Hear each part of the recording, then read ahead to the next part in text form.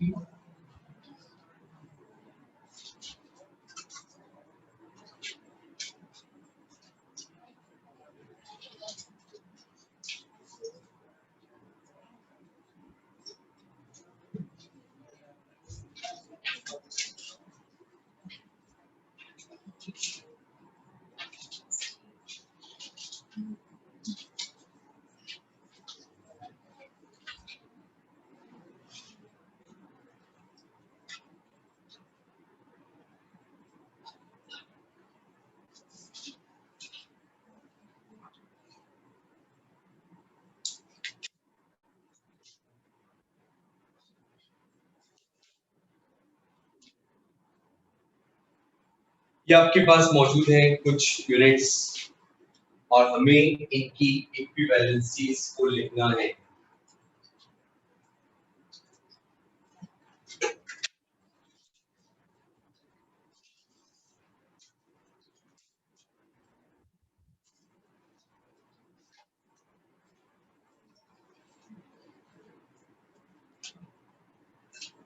Okay, सबसे पहली चीज जो मुझे यहाँ पे नजर आ रही है वो नजर आ रही है kilogram into metre per second square.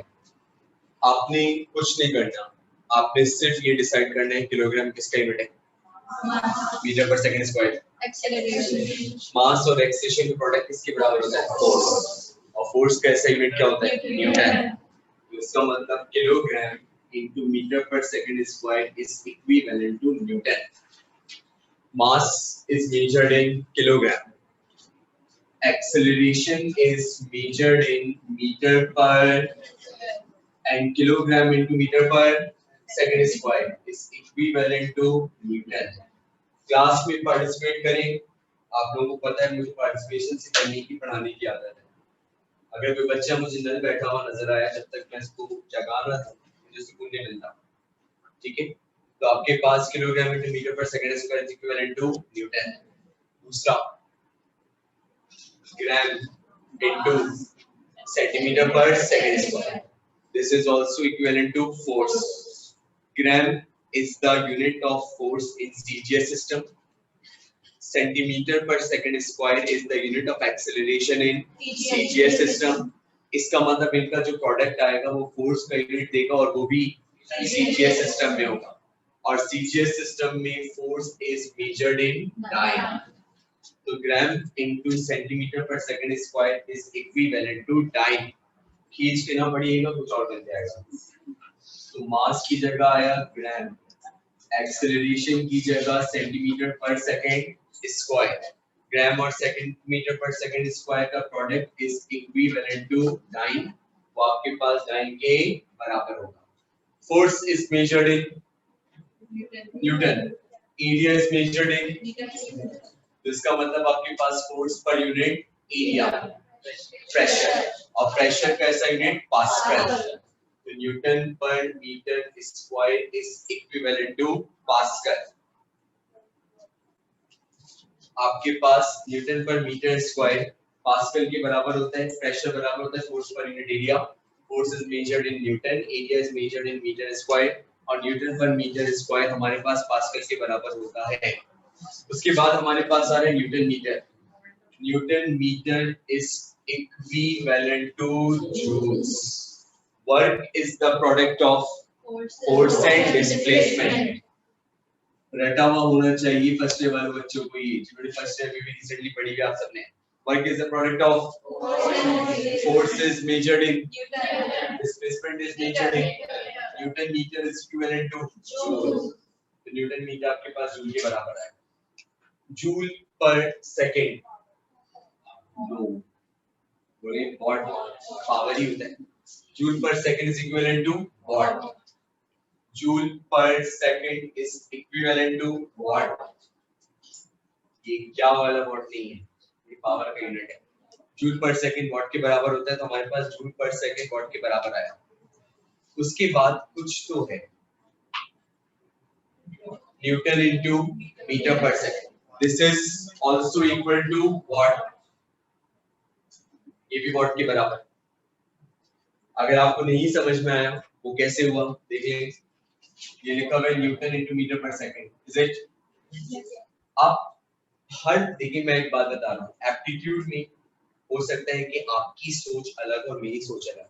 मैं हर साल पढ़ा, हो सकता है कि एक क्वेश्चन को मैं थोड़ा एलोंगेट कर दूं और हो सकता है उसी क्वेश्चन को आप बहुत छोटा कर दें, या हो सकता है कि एक क्वेश्चन को मैं बहुत छोटा करके एक्सप्लेन करूं और आप उसी को करते करते 4 पेज पे ले जाएं. तो हर एक की जो सोच होती है एप्टीट्यूड में दैट इज कंप्लीटली डिफरेंट. और यहाँ काम सारी आपकी जहानत का है.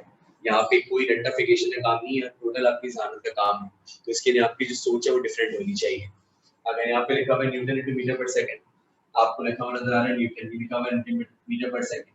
Newton is measured in force, meter per second velocity, और power is the product of force and velocity. जब भी force और velocity को करते थे multiply, तो रिजल्ट में क्या मिलती है? पावर.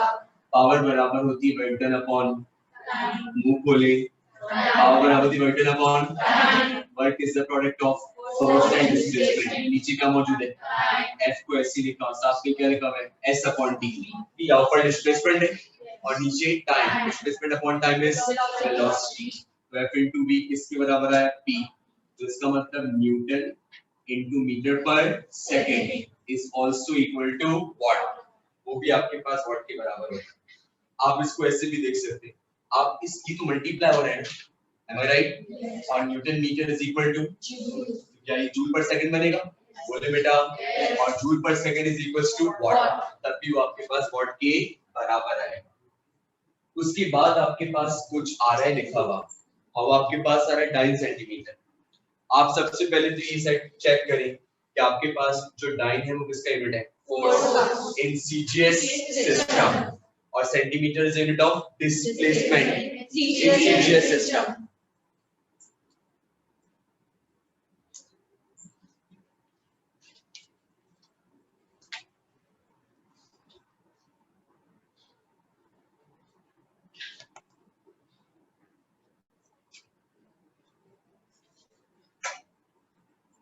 तो आपके पास यहाँ पे देखिए भाई, यहाँ लिखा हुआ है टाइम. किसी की भी इक्विवेलेंसी निकालनी हो पहले ये सोचें वो किसका यूनिट है. आई रिपीट माय वर्ड्स, किसी की भी इक्विवेलेंसी निकालनी हो पहले ये सोचें वो किसका यूनिट है. तो मेरे पास dyne is the unit of force, centimetre is unit of displacement. Force और डिस्प्लेसमेंट का प्रोडक्ट वर्क. फोर्स और डिस्प्लेसमेंट का प्रोडक्ट क्या ये दोनों सीजीएस में? तो इसका मतलब जो वर्क का यूनिट होगा वो भी सीजीएस. और सीजीएस सिस्टम में वर्क इज मेजर्ड इन अर्क. तो आपके पास 9 सेंटीमीटर इज इक्विवेलेंट टू अर्क. 9 सेंटीमीटर आपके पास अर्क के बराबर होता है, बिकॉज आपके पास फोर्स और डिस्प्लेसमेंट का जो प्रोडक्ट है वो आपके पास वर्क के बराबर होता है. तो इसीलिए आपके पास जाता है कि 10 सेंटीमीटर इज इक्विवेलेंट टू अर्क. उसके बाद आ रहा है kilogram into metre per second. Momentum that is equal to Newton second. Kilogram into metre per second is equal to Newton second. Momentum के कितने यूनिट होते हैं? तो एक kilogram into metre per second और दूसरा न्यूटन सेकंड. आगे direct मैंने कोई टॉपिक पढ़ाना शुरू कर दिया तो फायदा नहीं होता. ये लिखा हुआ है kilogram into metre per second. This is mass. This is velocity. Mass और velocity का product momentum कहलाता है.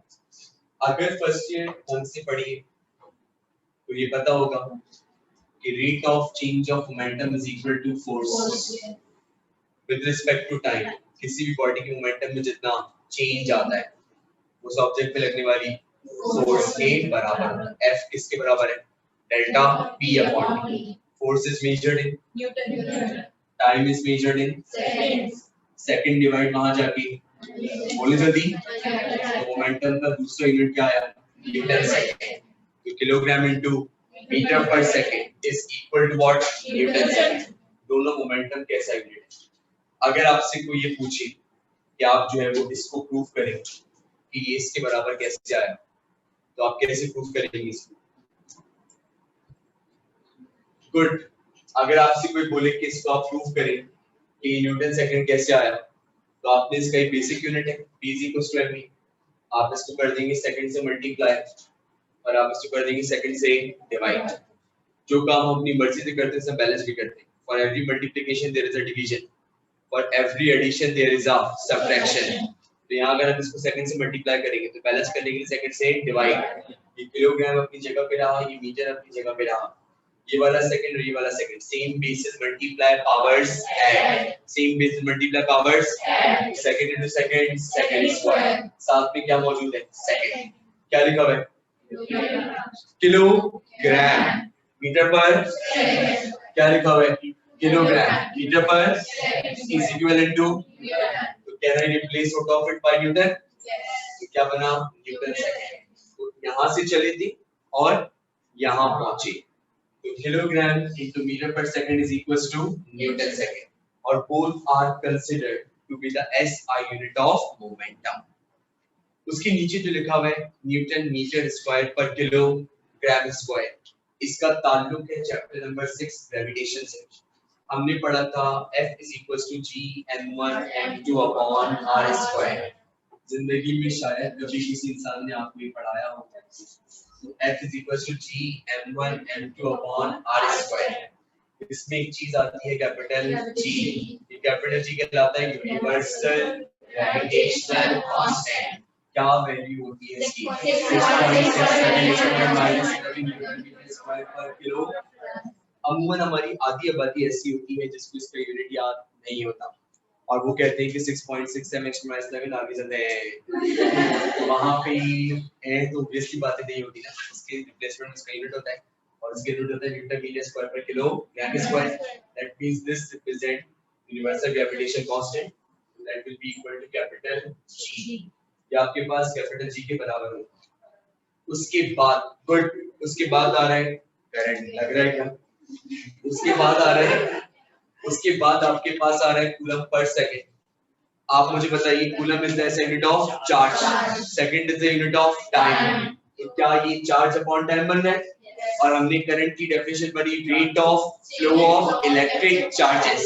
Rate of flow of electric charges is nothing but current और current is measured in amperes.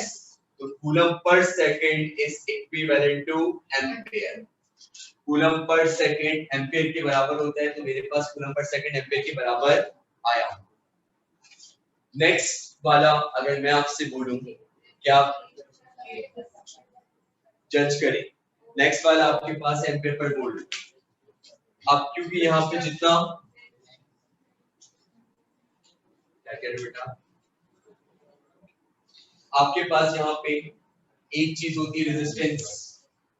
Resistance बराबर होती है V upon I और एक चीज होती है conductance. Conductance is the reciprocal of resistance. अगर R V upon I के बराबर है तो K I upon V के बराबर होगा. एग्रीड और नॉट? तो मेरे पास यहाँ पे लिखा हुआ है V upon I. V is measured in volts. Current is measured in volt per ampere is equivalent to ohm. यहाँ क्या लिखा हुआ है? Current. Current is measured in V is measured in ampere per volt is equivalent to Siemens. तो इसका मतलब यहाँ पे लिखा हुआ है एम्पियर पर वोल्ट. तो ये आपके पास सीमेंस के बराबर होगा. That is the SI unit of conductance. Conductance की 1/r के बराबर होती है. अगर किसी को कॉन्सेप्ट नहीं है तो जितना कॉन्सेप्ट आपको दिया जा रहा है एटलीस्ट उसको अपने दिमाग में बसाएं। Conductance is the reciprocal of resistance. Ohm's law से आपने R का इक्विवेलेंसी बनाया और ओम्स लॉ से R की इक्विवेलेंसी क्या थी V अपॉन I, तो नीचे R V अपॉन I आएगा। जब उसको रिवर्स करेंगे that will become I upon V। Current is measured in ampere, V is measured in volts, ampere per volt is equivalent to Siemens, जबकि this is the basic formula of Ohm's law, am I right? और Ohm's law relate potential difference, current and resistance। तो यहाँ पे R बराबर है V upon I के, तो volt पर ampere will be equivalent to ओम। उसके बाद यहाँ पर आपके पास आ गया ओम। उसके बाद आ रहा है coulomb per volt. Good, coulomb per volt. आप बताइए मुझे बेटा, कूलम किसका यूनिट है? करंट का।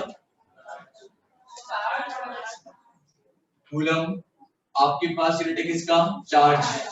और वोल्ट वोल्टेज, एम आई राइट? और आप जानते हैं कि आपके पास फॉर्मूला होता है Q is equal to CV। CV का मतलब पेरिकुलम वाइटिंग, कैपेसिटेंस और वोल्टेज। इसका मतलब अगर आप C is equal to Q upon V करेंगे तो आप जानते हैं charge is measured in coulomb, V is measured in coulomb per volt is equivalent to farad. वो आपके पास फैरेड के बराबर होता है, तो इसका मतलब कूलम पर वोल्ट बराबर आया फैरेड के। Coulomb per volt is equivalent to farad, ये फैरेड के बराबर होगा।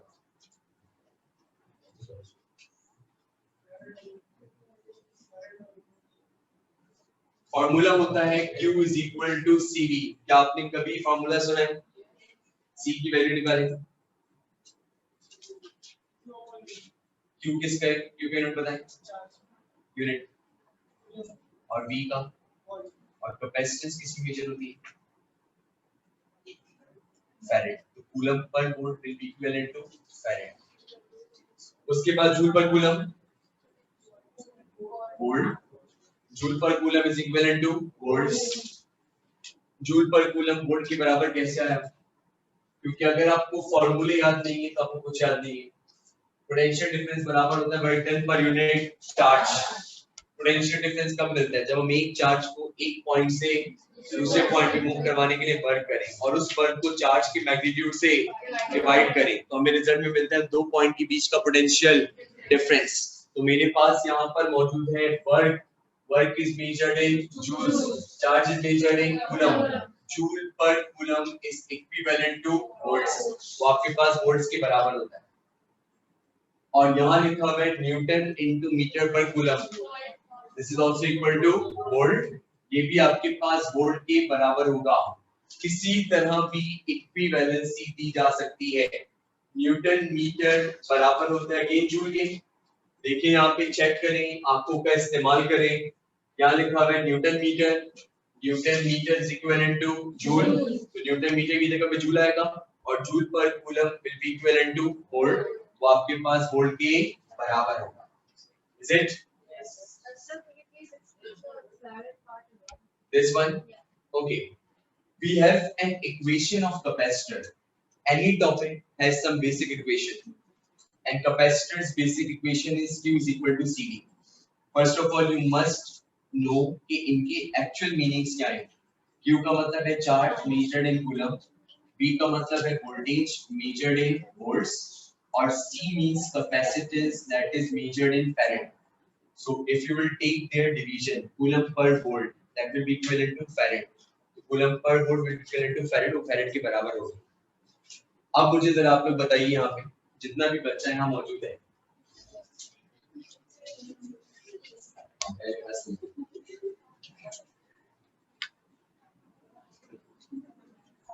अगर आपके पास चले आपके पास, अब आप लोग की मैथ चेक करता हूँ, देखते हैं कि कौन बच्चा जो है वो कितना पानी है। आपके पास फॉर्मूला लिखा है मैंने सेंटीग्रेड और फ़ारेनहाइट का, ठीक है। Basically I am not here concerning about the temperature scales, I just want to know कि आप इस इक्वेशन को अगर मैं आपको कुछ लिख कर दूं तो आप उसे सॉल्व कैसे करेंगे, कौन कौन सा तरीका होगा जो यहाँ पे आप अप्लाई करेंगे इसको सॉल्व करने के लिए। फॉर्मूला आपके पास है सेंटीग्रेड बराबर है 5/9 फ़ारेनहाइट माइनस 32। सेंटीग्रेड बराबर है 5/9 फ़ारेनहाइट माइनस 32। ये आपके पास यहाँ पे एक फॉर्मूला है। अगर मैं आपसे ये कहूँ मुझे वो टेम्परेचर जानना है जिसके ऊपर सेंटीग्रेड और फ़ारेनहाइट कोइंसाइड करते हैं, मुझे वो टेम्परेचर जानना है जिसके ऊपर सेंटीग्रेड और फ़ारेनहाइट कोइंसाइड करते हैं। आई रिपीट माय वर्ड्स, मुझे वो टेम्परेचर जानना है जिसके ऊपर सेंटीग्रेड और फ़ारेनहाइट कोइंसाइड करते हैं। कोइंसाइड का मतलब ये है कि अगर ये आपके पास मौजूद है सेंटीग्रेड का थर्मोमीटर और अगर ये आपके पास मौजूद है फ़ारेनहाइट का थर्मोमीटर, तो वो कौन सा टेम्परेचर होगा जिसके ऊपर जब जितनी सेंटीग्रेड की वैल्यू हो उतनी ही फ़ारेनहाइट की वैल्यू। कोई एक वैल्यू तो ऐसी होगी जिसके ऊपर जितना आपके पास सेंटीग्रेड होगा उतना ही आपके पास फ़ारेनहाइट होगा। तो इसका मतलब सेंटीग्रेड और फ़ारेनहाइट दोनों बिल्कुल सेम आने वाले। Am I right? So see, instead of writing centigrade, instead of writing Fahrenheit, you should take it equal to what? X. अब X put करें आंसर निकालें दोनों की जगह। X put करें और आंसर निकालें।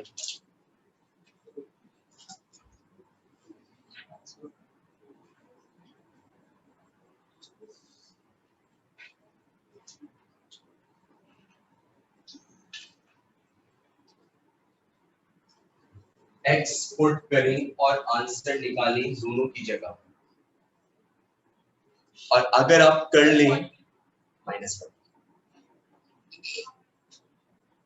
अगर आप कर लें तो करने के बाद साइलेंट रहिएगा। I'll ask you myself. Try करें, ट्राई भले गलत करें बट डू ट्राई। दुआ कैलकुलेटर यूज नहीं करना, कैलकुलेटर्स यूज नहीं करेंगे। You are in aptitude class. Calculators will not be used.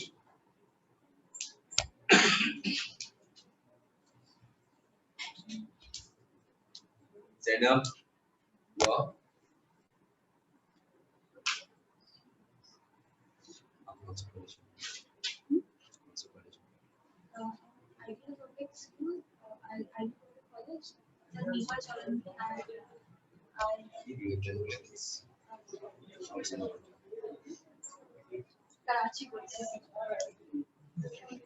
It's quite simple. 40 नहीं बेटा, -40 है। आप जरा यहाँ देखिए, जिनकी आपके पास मैथमेटिक्स जो है वो इसी तरह आपकी आगे जाके स्ट्रॉन्ग होगी, अभी तो कुछ भी नहीं करना, इससे ज्यादा मुश्किल इक्वेशंस आएंगी। यहाँ पे आपके पास आ गया x, यहाँ पे आ गया 5/9 और ये बन गया आपके पास x - 32। ये 9 डिवाइड में आ जाके मल्टीप्लाई, ये बना 9x। यहाँ बचा 5 टाइम x - 32। ये 9x ऐसी रहा। ब्रैकेट के बाहर जो चीज होती है बंदर मौजूद हर टर्म से अलग अलग मल्टीप्लाई होती है। तो पहले 5 को x लिख देते, क्या आया 5x। अब ये लिखा हुआ है आपके पास 5 × 32। 5 2 होता है 10, यहाँ पर आया 0, एक चला गया कैरी। 5 3 15, 15 + 1 16, 160। ऐसे आप कैसे करते हैं? बहुत मुश्किल से नहीं, छोटी छोटी कैलकुलेशन से करना सीखें। यहाँ पे लिखा हुआ आपके पास 5 × 32, 5 × आप देखिए बेटा, मैंने आपको अभी ना एक जुमला बोला था, अगर कोई अपनी जिंदगी को आसान बना सकता है तो वो कोई और नहीं बल्कि आप खुद हैं। एक बात याद रखिएगा, इक्वेशन में जितने जीरोस होते हैं उसको सॉल्व करना उतना आसान होता है। इक्वेशन में जितने जीरोस होते हैं सॉल्व करना उतना। अब देखिए ये लिखा हुआ है 5 × 32। मैं कोई 3 से 4 क्लासेस बेसिक मैथमेटिक्स की दूंगा, मैं आपको 4-5 वर्कशीट सॉल्व करवाऊंगा और आखिर में आके आप बहुत यूज्ड हो जाएंगे। ये लिखा हुआ है 32। अगर फॉर एग्जांपल आपके पास लॉन्ग कैलकुलेशन करने का टाइम नहीं है, आप इसको स्प्लिट करें, आप इसको ऐसे लिखें 32 can be written like this, 30 + 2, am I right? Equation में क्या है 0, इसको मल्टीप्लाई करना बहुत आसान। 5 3 15, क्या बना 50, 5 2 150 + 10,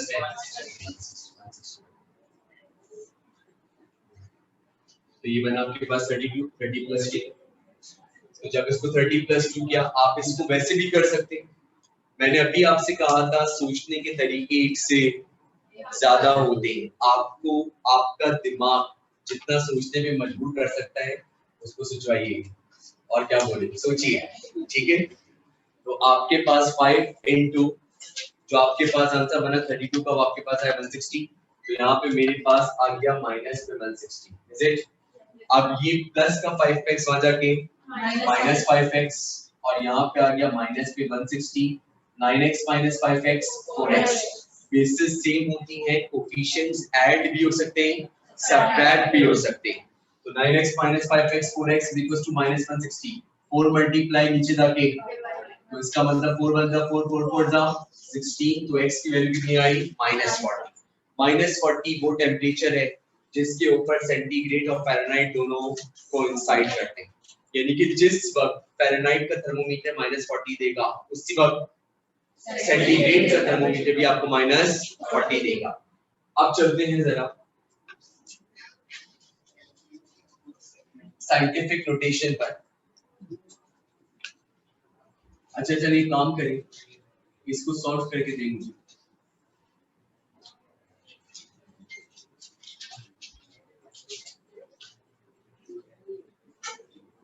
You are not allowed to use calculator. Yes.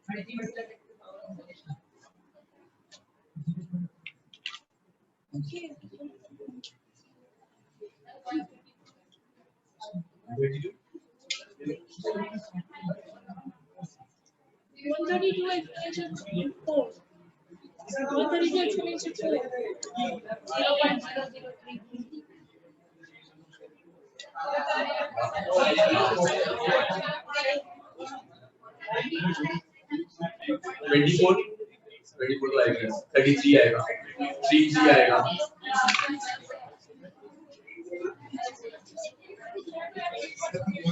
जी।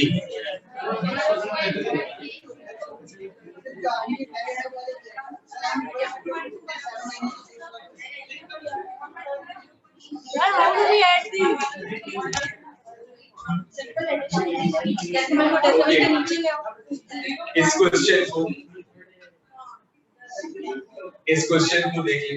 पहली बात, कितने लोगों ने किया है? सिर्फ जरा हाथ उठा ले, अटेम्प्ट किए, हाथ उठा ले। ओके, एंड डाउन कीजिए। ये आपके पास लिखा हुआ है एक क्वेश्चन जो आपको नजर आ रहा है और आपसे बोला जा रहा है ऐड कर लें। एक बात ध्यान में रखिएगा बेटा, जब भी आपको एक्सपोनेंट्स दिए और आपको उनको ऐड करने को कहा जाए तो योर फर्स्ट प्रायोरिटी कि आप उनका एक्सपोनेंट सेम करें। या तो आप इन दोनों को -3 करें या फिर इन दोनों को -2 करें, या तो इन दोनों को -3 करें, इन दोनों को -2 करें। अब मैं एक छोटी सी बात बोल रहा हूँ, मेरी बात को सुनिएगा। एक तो ये कि जिस नंबर में डेसिमल नहीं होता उसमें डेसिमल लास्ट में होता है। अगर डेसिमल को शिफ्ट करते हैं पीछे तो पावर पॉजिटिव होती है, और अगर डेसिमल को शिफ्ट करते हैं आगे तो पावर नेगेटिव होती है। अगर डेसिमल पीछे शिफ्ट होगा तो पावर मस्ट बी पॉजिटिव, अगर डेसिमल आगे शिफ्ट होगा तो पावर मस्ट बी नेगेटिव। अगर फर्ज कर लें कि मुझे आपके पास, मैंने अभी कहा सोचने के तरीके एक से ज्यादा होते हैं, अगर मुझे आपके पास इसको -3 से आपके पास क्या बनाना है -2, तो -3 से -2 बनाने के लिए इसमें कमी है +1 की, Am I right? क्योंकि -3 + 1 बोले जल्दी is equals to -2. Am I right? Did you get this? तो अगर मुझे इसको -3 से -2 बनाना कभी किसकी +1, तो इसका मतलब अगर मैं कुछ भी करके +1 ले आऊं तो आपके पास इनकी जो एक्सपोनेंट्स है वो बिल्कुल सेम हो जाएंगे। अब मुझे यहाँ पे नजर आ रहा है पीछे जाता तो पावर क्या होगी पॉजिटिव।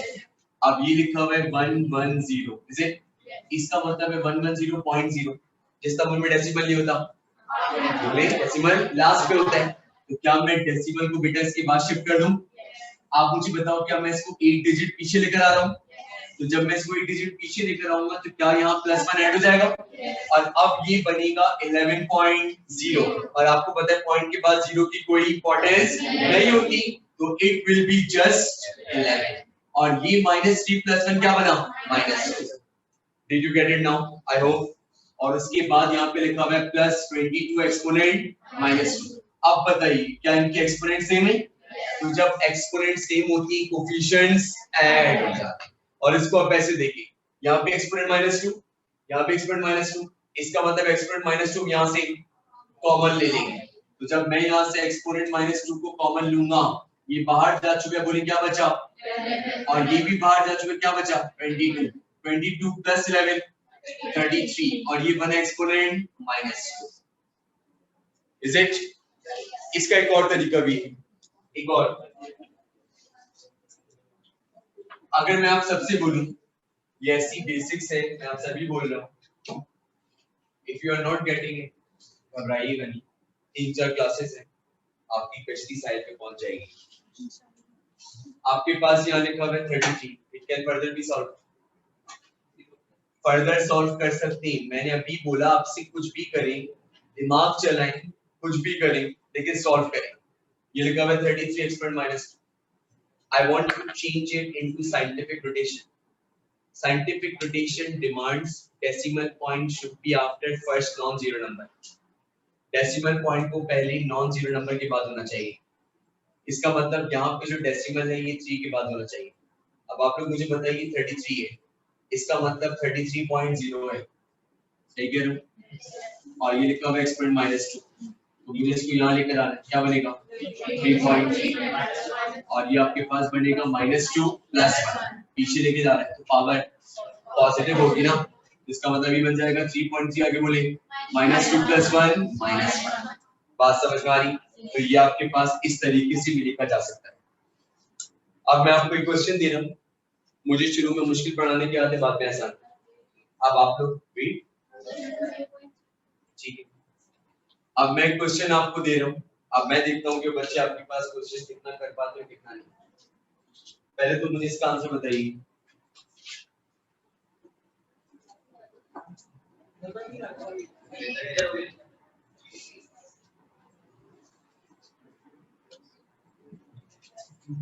आप आंसर आ जाए तो आप बोलिएगा नहीं let the others be participated to, answer आ जाए तो बोलिएगा नहीं बाकी बच्चों को ही पार्टिसिपेट करने दें।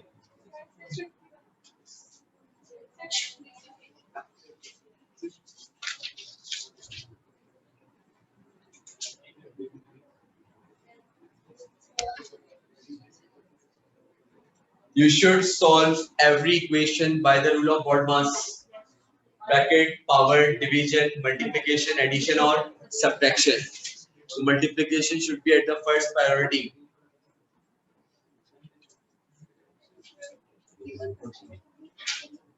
Multiplication should be your first priority. Ji Oh shit. Did you get it? Oh.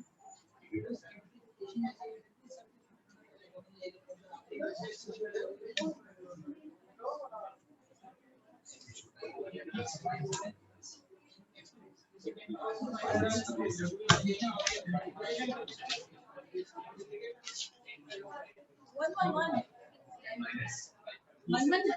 651. 30 multiplied by 20 is not 60, it's 600. Okay. Yeah, it's so big. It's okay, you'll get used to it. Then, I mean, if you know, get these 4 classes, these basic mathematics classes, you get and do it much quicker in classes.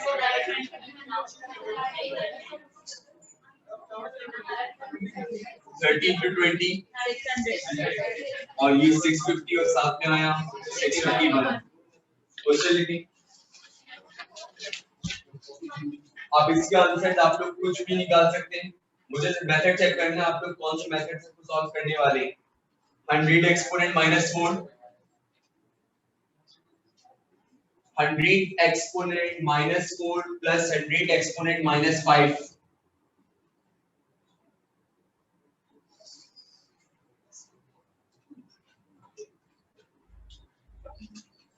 and choose the easiest way.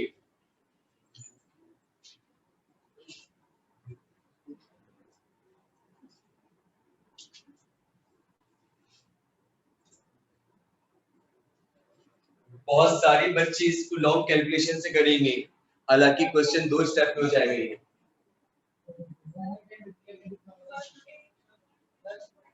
बेटा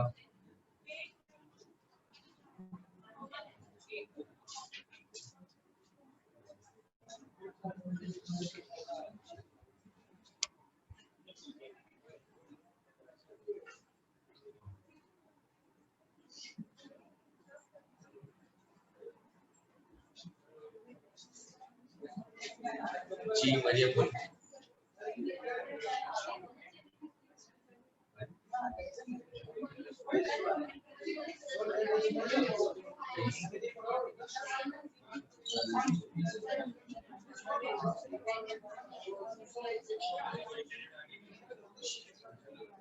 अगर किसी से नहीं हो रहा तो do ask me.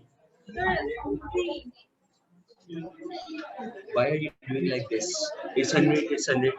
They are multiplying. So that means you will add their powers. It can be written 10 square. What is 10 square?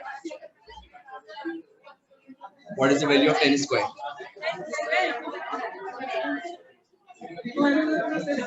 10 square means you should multiply 10 by itself twice. 10 into 10.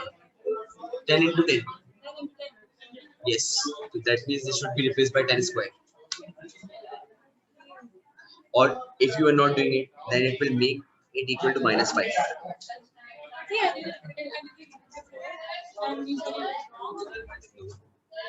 So, Arav, just do it like that.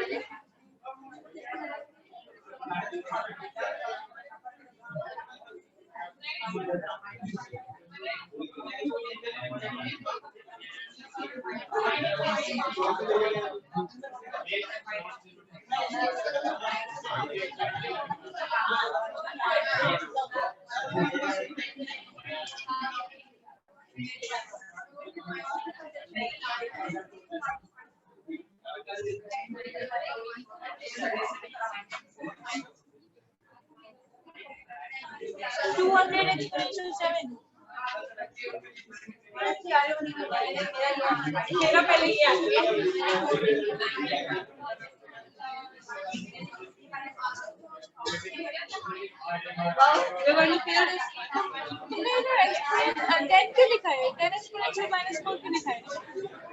100 है ना?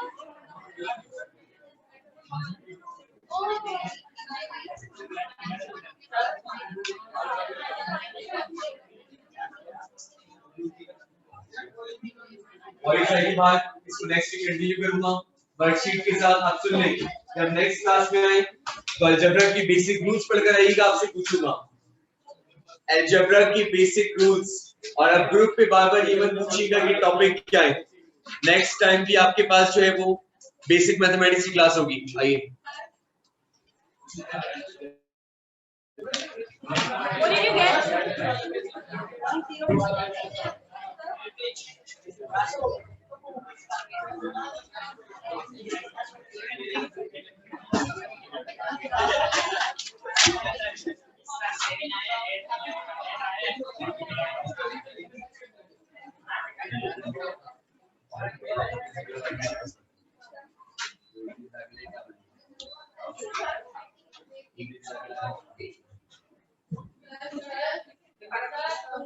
G.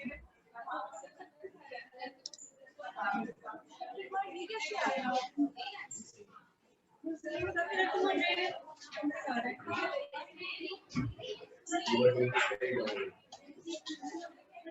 Tell me how did you feel?